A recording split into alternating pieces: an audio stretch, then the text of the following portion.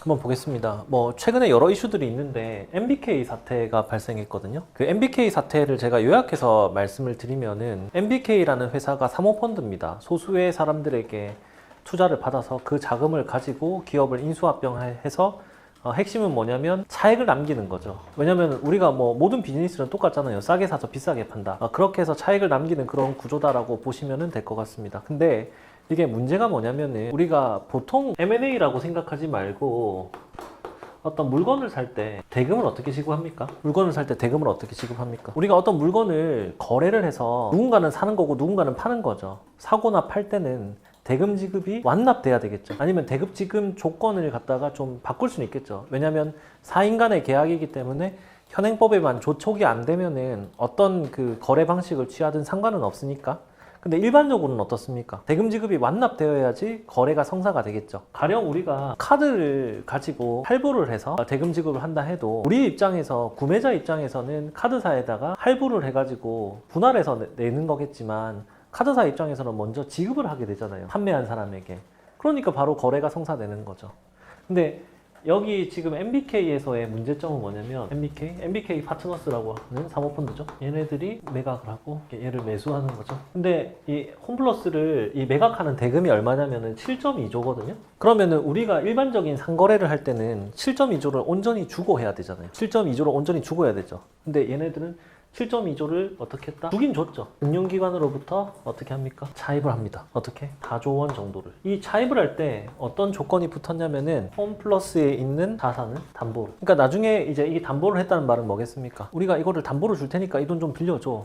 그러니까 우리가 이 회사를 다 떠와서 사오면은 처분할 수 있는 권한이 생기잖아요. 그러니까 미래에 우리가 이제 이런 자산을 활용할 수 있는 권한이 생기니까 먼저 돈 좀 빌려줘.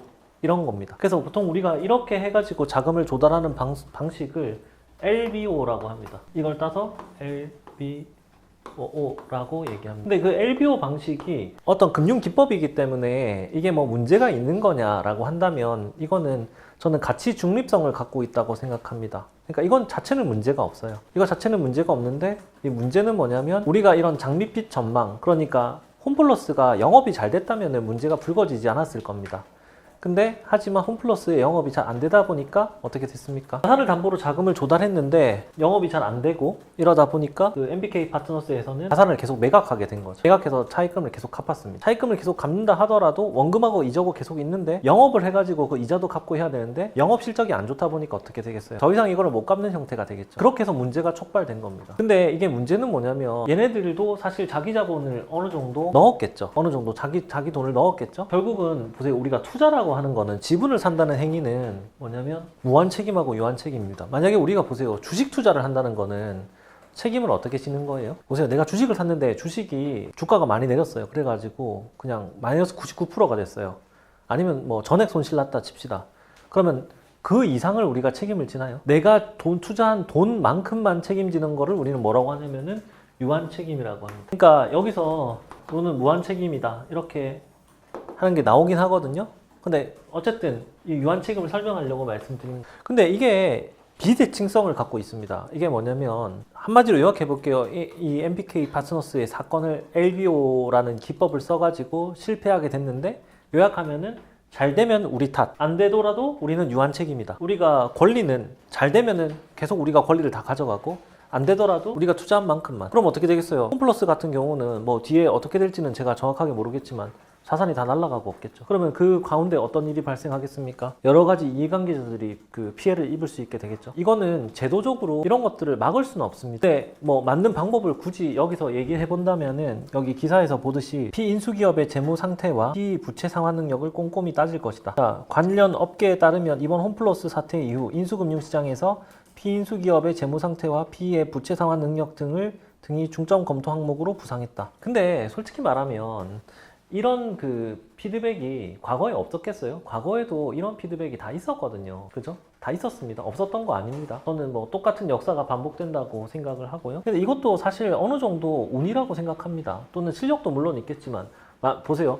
모든 거는 홈플러스의 영업이 잘 됐다면 쿠팡 같은 거에 영향을 안 받고 계속 경쟁력을 갖추고 있었다면 어떻게 되겠어요? 이런 문제가 안 터졌겠죠. 결과론적으로 이렇게 됐다라는 겁니다. 이거는 되게 안타까운 일이긴 해요. 안타까운 일이긴 한데 사실 뭐 어떤 법적으로 제재를 할 수 있는 방법은 사실 존재하지 않습니다. 문제는 이 LBO의 문제를 지적할 수는 있겠지만 LBO는 법적으로 문제가 없어요. 그래서 아까 제가 가치 중립성을 갖고 있다고 말씀드린 겁니다. 비난은 할 수 있지만 사법 처리 대상은 아니다라는 거죠. 근데 문제는 뭐냐면 문제를 한번 볼게요. 만약에 보세요. 이게 욕을 먹는 게 뭐냐면 홈플러스 경영진 입장에서는 어차피 이걸 기업회생을 신청하려고 하는 마음을 먹고 있었어요. 이미 내부적으로는 그렇게 결정을 내렸단 말이죠.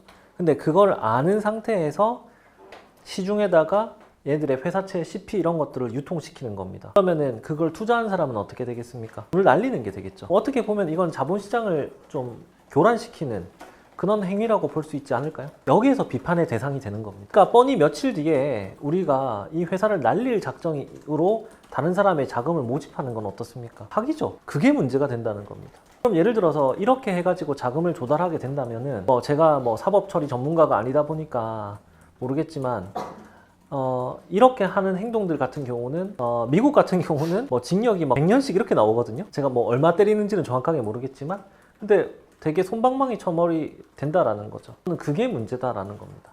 그러니까 자꾸 이제 이런 행위가 벌어지면은 투자자들 입장에서 무서워가지고 채권 사겠습니까? 맞잖아요. 지금 여기 기사를 보세요. 홈플러스 채권 개인한테 넘어간 것만 2천억이 넘었다. 이제 이런 기사가 나오고 거기다가 지금 보세요. 회사채 발행 파문 확산, 도덕적 해이 수사 나서야. 그 다음에 이것들이 비우량 등급의 CP나 단기사채 발행 유통이 뚝 끊겼다. 이렇게 됐다는 거죠. 예전에 우리가 살펴보면은 레고랜드 사태가 있었죠. 레고랜드가 이제 디폴트를 선언하게 됐는데 레고랜드가 전체 우리나라 채권 시장의 규모로 봤었을 때는 굉장히 극히 일부분에 지나지 않습니다. 근데 하지만 이게 신용 문제의 트리거를 건드렸다는 겁니다. 이런 것처럼 이 많은 기업들이 갑자기 디폴트가 발생해가지고 도미노처럼 그 채무 불이행을 선언하진 않을까라고 우려스럽잖아요. 그러면은 투자자들 입장에서 어떻게 하겠습니까? 안 사겠죠. 그러면은 보세요. 기업들 입장에서는 계속 이걸 발행해가지고 자금을 조달해서 영업활동들에 써야 되는데 계속 그런 것들이 위축되게 되잖아요. 도미노처럼. 그러니까 전체 규모에서는 아주 극히 일부분에 지나진 않지만 0.몇% 정도밖에 안 되지만 문제가 이렇게 발생한다는 거죠. 저는 이제 그 점들을 도덕적 해이 문제를 지적할 수 있는 겁니다. 그러니까 이거는 예를 들어서 우리가 은행에 지원을 할 때 두 가지로 요약해 볼 수 있겠죠. LBO 자체는 문제가 없다. 근데 하지만 이들의 권리와 의무가 비대칭적으로 나타났던 것이 문제였다. 그렇기 때문에 이 PEF나 그다음에 피인수 기업의 재무 상태라든지 이런 것들을 더 면밀하게 따져봐야 된다라는 깨달음을 얻었다. 그 다음에 두 번째, 이런 도덕적 해이에 대해 가지고는 사법 처리를 강화해서 이러한 어떤 문제들이 재발하지 않도록 막는 것이 필요하다고 생각한다. 이 정도로 요약해서 말씀하시면 됩니다. 자, 보세요. 지금 이 MBK 사건을 요약해서 말씀을 드렸는데 이 두 가지를 언급해서 말씀을 제가 드리면서 몇 초가 걸렸어요? 30초 정도면은 이거 대답하는데 아무 문제가 없죠? 이렇게 요약해서 말씀을 하실 수가 있어야 한다는 겁니다. 왜냐면 워낙 이게 신문에 많이 났기 때문에 언급될 수 있는 부분이라고 말씀을 드릴 수가 있습니다. 아시겠죠? 자, 그 다음에 상법 개정 이슈를 한번 살펴보도록 하겠습니다.